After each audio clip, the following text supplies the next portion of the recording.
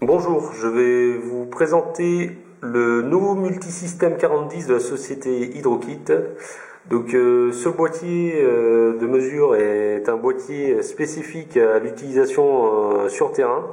C'est un appareil de mesure portatif, pratique et très facile d'utilisation. Nous pouvons connecter jusqu'à 5 capteurs simultanément et enregistrer les valeurs mesurées. 5 voies virtuelles supplémentaires sont possibles pour permettre de faire des calculs de différences, de sommes et de dérives. En option, nous pouvons connecter un multimètre, un compteur de particules et des modules d'extension pour pouvoir prendre plusieurs pressions et débits en même temps. Le boîtier 4010 possède 3 entrées analogiques, une hybride analogique et fréquence, et une fréquence. Il possède aussi une entrée-sortie trigger pour arrêter ou lancer des courbes d'enregistrement, une prise Buscan pour pouvoir brancher votre multisystème sur un réseau Buscan ou sur les modules complémentaires optionnels, une prise USB pour transférer vos données sur l'ordinateur et bien sûr un connecteur pour charger le boîtier. Le multisystème 4010 est livré avec le logiciel Hydrocom 6 Full 6 ainsi qu'un câble USB pour transférer vos données sur l'ordinateur. Ce câble USB qui se branche ici ainsi qu'à votre ordinateur. L'installation des pilotes s'effectuera automatiquement. Seul le logiciel Hydrocom 6 devra être installé manuellement. Le multisystème 4010 peut être relié à différents accessoires comme un débitmètre 0,300 litres comme ici. Dessus il y a aussi un capteur 0,600 bar, des capteurs 0,60 bar. Alors comme vous pouvez le voir, tous les trois ont une bague rouge au niveau des connecteurs, ce qui indique que ces capteurs sont de type ISDS. Donc l'ISDS veut dire qu'ils sont reconnus automatiquement et configurés automatiquement par le 4010. Il existe aussi un débitmètre 0,600 litres équipé d'une vanne de charge, ici. Ce débitmètre est composé d'une prise de pression en entrée et une prise de pression en sortie, bien sûr le capteur de débit et une prise pour pouvoir connecter un capteur de température. Ce débitmètre n'est pas ISDS, il a besoin d'être configuré manuellement pour le 4010. Alors tout d'abord nous allons voir ensemble les différents menus et les différents réglages possibles avec le multisystème 4010. Donc ici le menu principal, actuellement il est configuré en pression sur la P1, donc le P1 c'est le channel numéro 1, et le Q1, donc le Q1 c'est le litrage qui est ici configuré pour le channel 4. Cette configuration a été faite pour le débitmètre 0,300 litres minute, donc qui correspond donc au capteur ISDS de litrage, d'où le port COM4. Donc tout capteur ISDS est un renvoi un signal analogique. Donc tout capteur ISDS sera branché sur le 1, 2, 3 ou 4. Le débitmètre 600 litres minute, lui, sera soit branché sur le port 5 ou le 4, car c'est un signal fréquence. Au niveau des menus, sur l'écran, toujours est affiché en bas les réglages rapides. Pour accéder aux réglages rapides, les touches F1, F2, F3, F4 et F5. Les touches pour allumer et éteindre le 4010, la touche menu, la touche échappe, la touche entrée, les croix directionnelles pour naviguer dans les différents menus, ainsi que le clavier pour rentrer les données et les valeurs. Sur ce menu principal, donc nous pouvons voir que la pression est affichée ainsi que les valeurs mini et maxi, tout comme pour le litrage. Ces valeurs mini-maxi peuvent être réglées par le menu rapide ici en exerçant un appui court sur la touche F1. Voilà, donc les valeurs mini-maxi ont disparu. Ça permet d'avoir une valeur, enfin un écran plus dégagé. Donc le menu valeur, maintenant, on rappuie et hop, le mini-maxi réapparaît.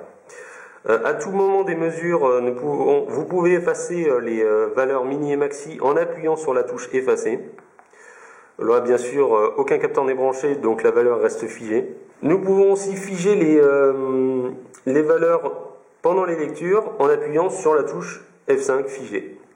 Donc là, les valeurs ne bougent plus. Bon, vu qu'il n'y a pas de capteur, il n'y a rien, ça ne change pas grand-chose. Nous allons maintenant passer aux différents menus accessibles par la touche menu. Donc toujours les menus rapides. Donc ici, par rapport au menu mesure, si nous passons au menu affichage, d'autres menus rapides s'affichent. Donc on va commencer par le menu mesure. Donc ici, si vous voulez directement configurer le P1, vous appuyez sur F1, si c'est le P2, F2, etc. Nous, on va rentrer directement dans le menu mesure. Donc ce menu mesure affiche les différentes entrées, sorties et entrées virtuelles du multisystème 4010. Donc de V1 à V5, ils correspondent aux entrées 1, 2, 3, 4 et 5. Le V6 et V7 correspond à l'entrée-sortie trigger. Et le V8 à V12 correspond aux entrées virtuelles de calcul. Donc ici, en V12, le calcul de puissance a été rentré, et les autres, ici c'est la différence, et les autres n'ont rien. Donc nous on va commencer par l'entrée V1, pour les configurations donc, du type de capteur que vous branchez en V1. Donc ici il est configuré pour avoir une pression en bas avec un signal de 0,20 mA, la plage de calibration, le point 0, la linéarisation si vous voulez ou non, et la table de linéarisation. Donc point impératif pour chaque capteur branché, venir dans le menu de paramétrage et bien faire le point 0 en appuyant sur entrée. Il vous demande si vous voulez faire la mise à 0, soit effacer la valeur ou faire la mise à 0. On va faire la mise à 0. Une fois la mise à 0 effectuée, la valeur de calibration s'affiche. Vous validez par OK. Vous quittez. Et comme ça, la valeur est bien à 0. Donc cette remise à 0 est bien sûr à faire capteur débranché, sans aucune pression en face.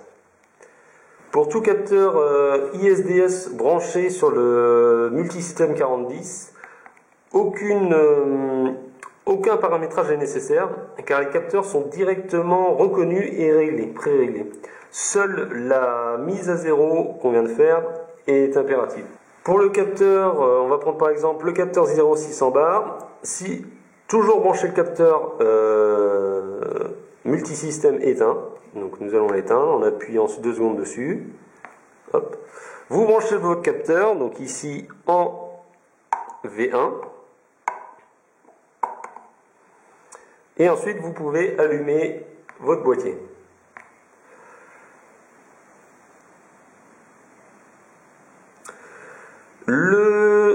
Le petit point rouge apparaît à côté de P1. Ceci indique que le capteur ISDS est bien reconnu et configuré. Donc on peut aller voir dans le menu, mesure. Le V1, pareil, a le petit point rouge, donc c'est-à-dire qu'il est bien reconnu en V1 et c'est un capteur. Tout est pré-réglé d'avance, seul le point 0 est à faire comme d'habitude. Et voilà. Ensuite, le V5 correspond ici à une configuration pour le débitmètre 0,600 litres minute. Il est configuré donc en litrage bien évidemment, le type signal fréquence SSD et surtout ne pas oublier de bien indiquer la valeur de calibrage qui est de 205.8 pour ce débitmètre. Donc la valeur de calibrage est indiquée sur le matériel. Hop. Ici. calibration value 205.8. Donc c'est bien cette valeur qu'il faut rentrer. Nous allons maintenant passer au menu affichage. Donc affichage grisé, toujours les réglages rapides. Donc ici nous pouvons passer de l'affichage texte à l'affichage graphique rapidement en appuyant sur F1. Donc ici en mode texte, nous avons nos valeurs comme ceci. Si nous passons directement en graphe, le 4010 crée une courbe en temps réel. Vous pouvez bien sûr figer les données pendant les réglages. Le menu affichage permet ici de sélectionner les voies à afficher. Donc ici nous avons les voies P1 et Q1 d'afficher. Ceci est réglable. Donc nous pouvons sélectionner par exemple en plus le V12 qui correspond au calcul de puissance. Voilà, vous sélectionnez par la croix verte et vous validez par OK. La vitesse d'affichage est aussi réglable pour le taux de rafraîchissement, toutes les 0,1 seconde, 0,25, 0,5, 1 seconde ou 2 secondes. Vous pouvez régler le contraste, la représentation du graphique avec l'échelle et les symboles en mode graphique. Si vous êtes en texte, vous pouvez sélectionner les couleurs du texte. Ici maintenant nous avons le P1, le Q1 et le calcul de puissance en temps réel. Donc ici vu qu'il n'y a aucun capteur, la puissance est de 0. Ensuite, nous allons aller dans le menu mémoire. Donc ici, il y a en tout 4 menus. Donc le menu mémoire plus 3 menus rapides. Donc le menu mémoire est sélectionné. Ici, il vous indique les voix que vous voulez enregistrer. Donc ici, c'est voix P1 et voix Q1. Donc ce qui correspond à une prise de débit pression pour une ligne marteau avec un débitmètre 0,300 litres minute. Ici, le temps mémoire est indiqué, donc 30 minutes d'enregistrement total. Vitesse d'échantillonnage 50 millisecondes. Donc toutes les 50 millisecondes, il enregistre une valeur précise. Le trigger, donc lui, le trigger, ça permet donc soit vous pouvez le configurer soit par touche, soit avec l'entrée trigger ici, ou par rapport à une valeur prédéfinie. Donc ici, vu que nous avons la pression P1, nous pouvons mettre donc P1 avec une valeur à 100%, condition supérieure. Donc ceci veut dire que si la valeur de 100 bars est supérieure à 100 bars, l'enregistrement est actif. Nous sélectionnons OK. Ensuite, pour le départ, donc c'est le départ d'enregistrement, vous sélectionnez le départ. Donc ici, le menu indiquant donc le titre de votre enregistrement, donc là, par défaut, c'est la date et l'heure. Le mode standard ou cyclique, donc pour les différents modes d'enregistrement. Les voix sélectionnées P1 et Q1, donc les voix que nous avons sélectionnées avant.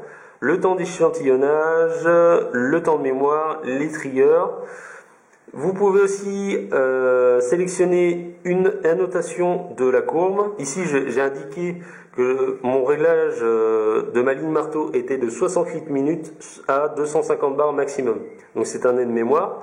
Vous validez. Si vous voulez modifier le titre, vous sélectionnez mesure. Le titre devient grisé. Vous pouvez soit tout effacer en appuyant sur F5, donc effacer. Hop. Et ici, nous allons mettre test. Donc, grâce au clavier, une pression sur la touche 8 correspond au T, 2 pressions sur la touche 8 correspond au U, et 3 pressions correspondent au V. Donc, nous allons mettre test. 1, ici 2. Hop. Test. Voilà. Une fois que vous avez mis votre valeur, votre titre final, vous appuyez sur Entrée pour valider. Vous pouvez, si vous voulez, afficher des majuscules ou des minuscules et des symboles spécifiques. Donc le titre est fait, nous avons choisi notre mode d'enregistrement, les entrées sont les bonnes, nous avons mis notre notation, tout est bien réglé. Donc à partir de là, si tout est OK, vous pouvez lancer l'enregistrement en appuyant sur OK, donc F5. Donc l'enregistrement est lancé. Bien sûr, donc nous n'avons aucun capteur de branché, donc les valeurs ne bougent pas. Nous pouvons voir comme au menu principal, donc sélectionner ou non les valeurs mini-maxi avec F1. Ça n'est pas pris en compte dans l'enregistrement. Vous pouvez effacer vos valeurs mini-maxi et une fois que vous avez terminé, vous appuyez sur stop. Ici, la valeur d'enregistrement, donc c'est-à-dire que sur les 30 minutes d'enregistrement, ici actuellement il n'y a que 1% des 30 minutes qui est fait, maintenant 2. Ici et ici, les deux petits points rouges clignotent, donc ça indique bien que P1 et Q1 est en enregistrement. Une fois que vous avez terminé, vous appuyez sur stop. Il vous demande alors si vous voulez enregistrer la mesure, donc oui ou non, nous allons mettre oui. Il enregistre, et voilà. Pour voir cette courbe, vous allez dans menu mémoire surligné, et vous allez sur F2 afficher. Vous entrez sur afficher. Ici, la courbe test est affichée en mode graphique, représentant les voies 1 et 2. Le mode d'échelle est automatique, le volume c'est total. Donc tout l'enregistrement sera affiché. Ici, on peut voir les informations de la courbe, de l'enregistrement. La date, l'heure, hein, les différentes valeurs que nous avons affichées. Bon, vous pourrez faire retour par ESC. Bon, ici, la valeur, enfin, l'enregistrement test ne correspond à rien, car il n'y a aucun capteur, donc il calcule. Les valeurs sont figées, c'est normal. Donc, je vais vous montrer un autre enregistrement, celui-ci, qui correspondait donc justement à la ligne marteau, donc pression débit, mesurée avec le 0,300 litres. Donc là, on voit bien les courbes, les différentes courbes, pression débit. Voilà. Vous pouvez zoomer sur des parties du graphique pour avoir plus de précision. Voilà. Nous allons passer maintenant au réglage appareil. Donc pour les réglages rapides, nous pouvons activer ou non les filtres. Nous allons rentrer dans le menu appareil. Donc ici, le numéro de série du boîtier 4010, la langue configurée, donc ici française, la date, l'heure, la possibilité d'afficher ou non l'heure constamment sur le menu principal, ici. Donc là, il est activé. Les priorités, si vous voulez mettre les capteurs ISDS en priorité, oui ou non. Les unités, si vous voulez les unités en gallons ou européennes. L'activation des filtres et les réglages des filtres. Ensuite, il y a un deuxième menu, le nom de la compagnie à qui appartient le boîtier. Et ceci, c'est le réglage pour le câble de transfert propre au 4010 qui ici ne sera pas utilisé. Pour toute question concernant le multisystème 4010, n'hésitez pas à contacter la société Hydrokit ou à consulter le site internet www.hydrokit.com.